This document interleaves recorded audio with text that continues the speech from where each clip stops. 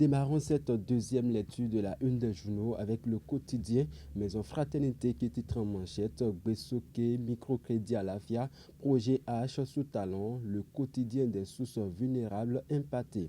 Affaire d'Aïvor, Julien Apaki témoigne à Moussou, le contredit Alpha, clamant son innocence.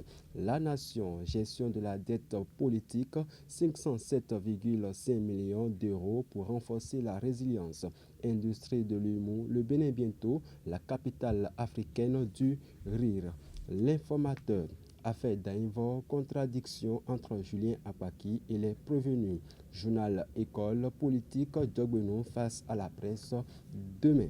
Le pays émergent, 9 ans de gouvernance au sommet de l'État, le jeune leader politique du BR Philippe Rousseau salue les réformes du président Patrice Talon à la tête du Bénin et se réjouit des avancées considérables notées.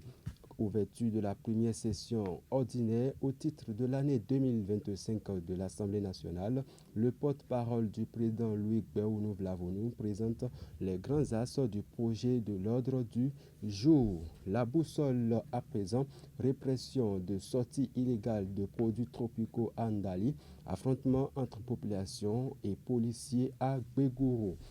Transparence budgétaire au Bénin, les députés en atelier pour renforcer le contrôle parlementaire.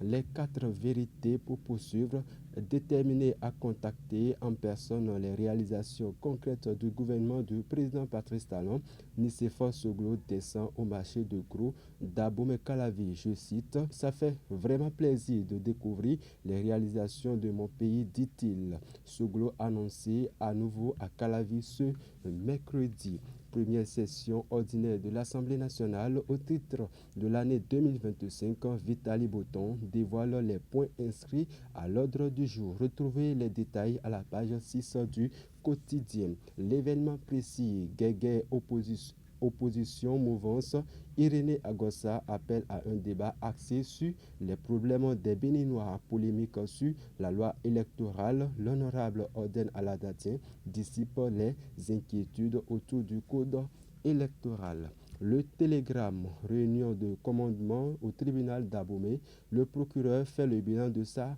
tournée. Criette, Steve Amossou rejette la paternité des chroniques de frères Ronvi. Les réquisitions démarrent dès le 14 avril 2025. On termine avec le quotidien Nord-Sud, quotidien, contribution à la gouvernance Talon. Djogbenou salue son appui à certaines réformes. Première session ordinaire au Parlement, une vingtaine de dossiers à l'ordre du jour. Et voilà, c'est tout pour cette deuxième lecture.